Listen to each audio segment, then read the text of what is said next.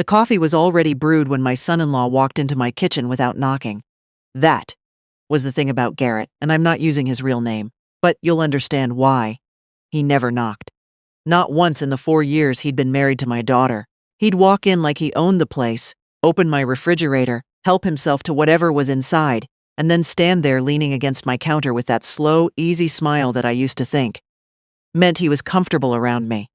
It took me a long time to understand that smile had nothing to do with comfort. My daughter's name is Sarah, short for Serafina, which I always thought was too grand a name for the little girl who used to fall asleep on the couch with her shoes still on. She was 34 that Thanksgiving. I was 67. I'd spent those years working as a paralegal for a family law firm downtown.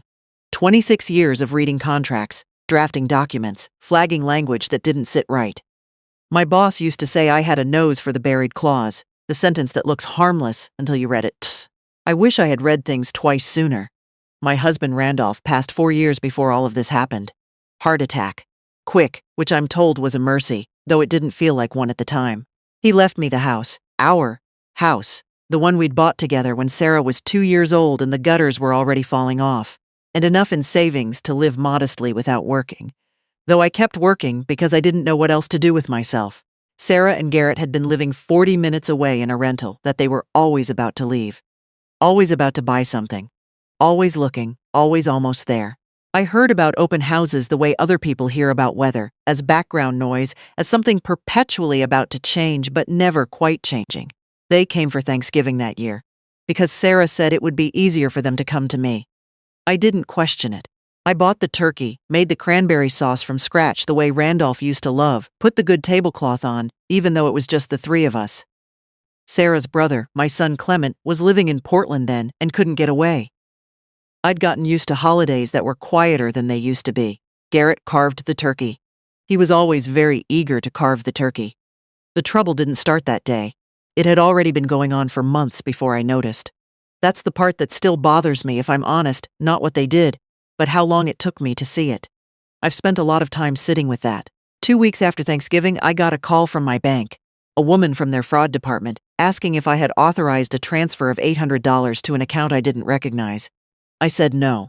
She asked me to come in. I said I would. That night I pulled out my statements. I still get paper statements, always have old habit, and I sat at the kitchen table under the good light and went through 4 months' worth of them with a highlighter. 17 transactions. Small ones at first. $40 here, $60 there, then larger. 300, 500, 800, all to the same account number. All on days I hadn't been near a computer. My hands were very steady while I did this. I noticed that about myself. I'd expected to feel panicked, but what I felt was something colder than panic, something more like recognition. I thought about who had a key to my house. Randolph and I had made 2 copies when we moved in, one for us, one for emergencies. After he died, I'd given that emergency key to Sarah. I thought about the fact that Garrett worked from home, that Sarah left for her job at 7:15 every morning and didn't return until after 5. I thought about the times I'd come home from work to find small things slightly moved.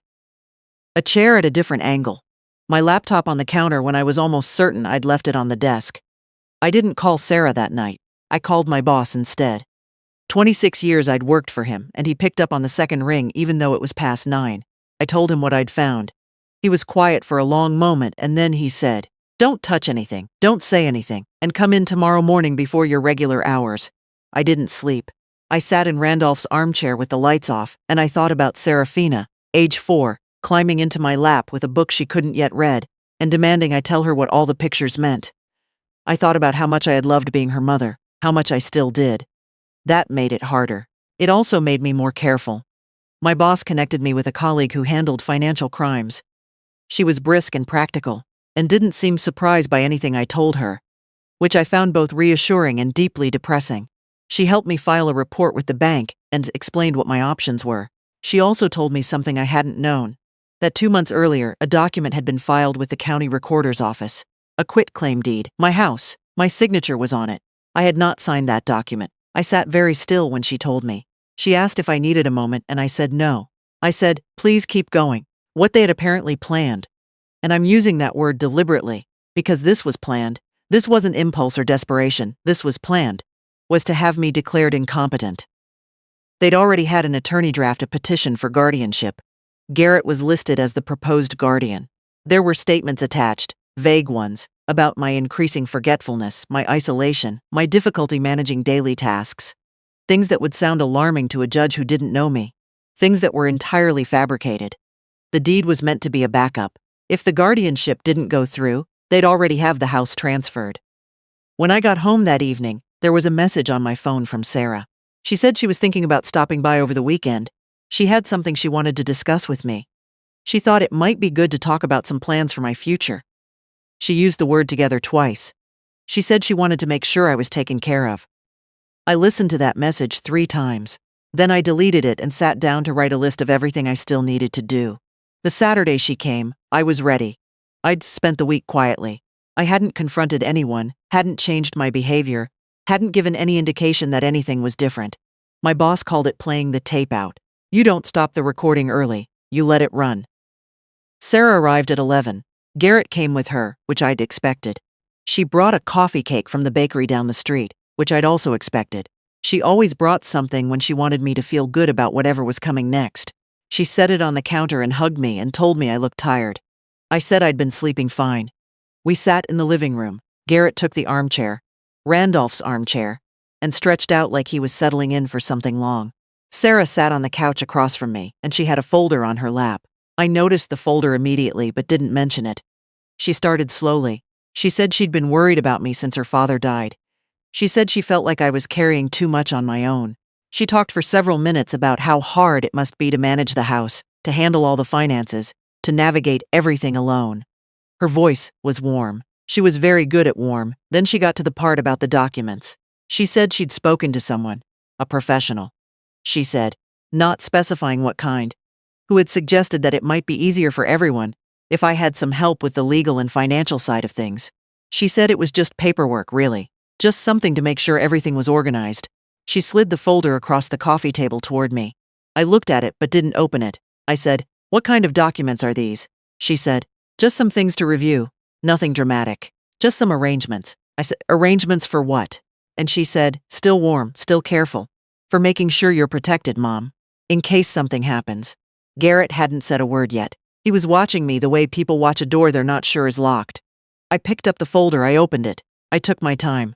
Inside was a durable power of attorney, already filled out, already naming Garrett as my agent, along with a healthcare directive and a document I recognized immediately as a guardianship consent form.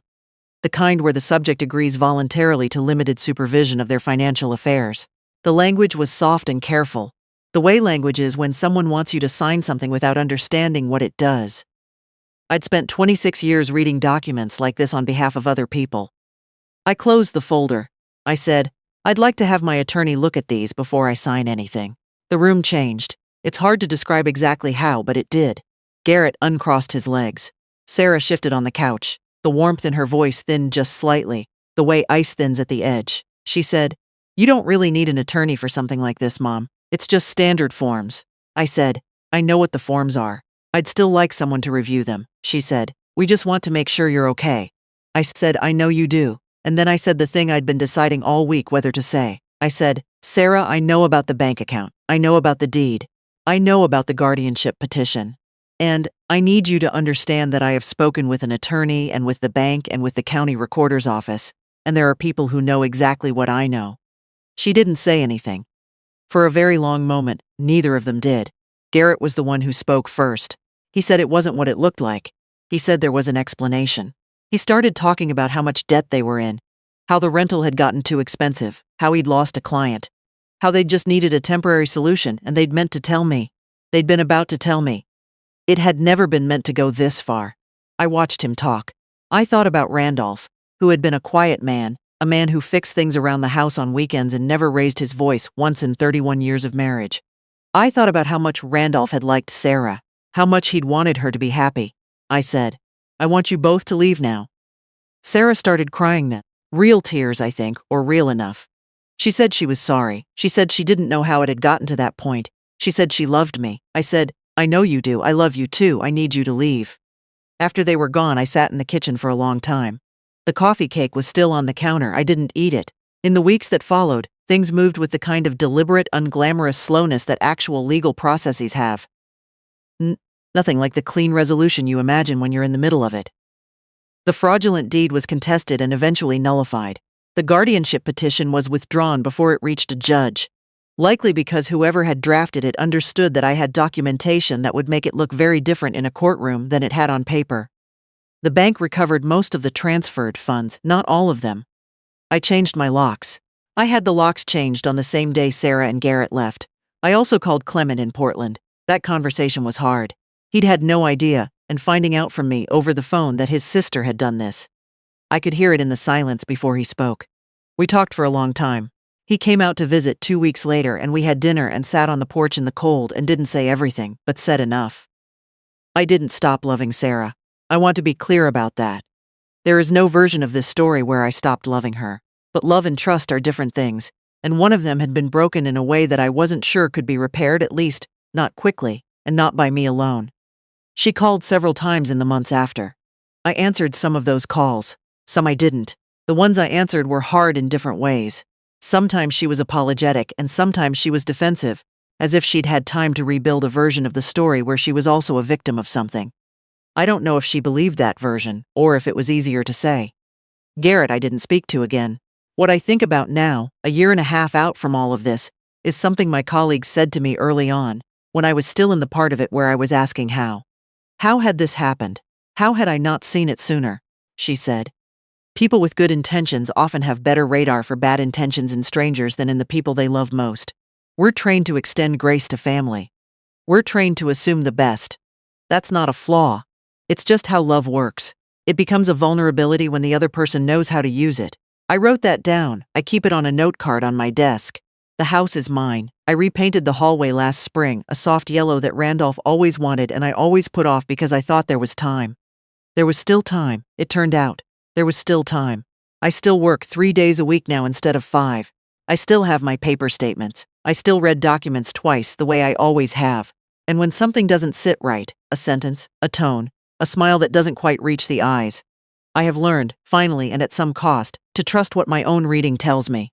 I raised a daughter who is capable of extraordinary love and also of extraordinary harm.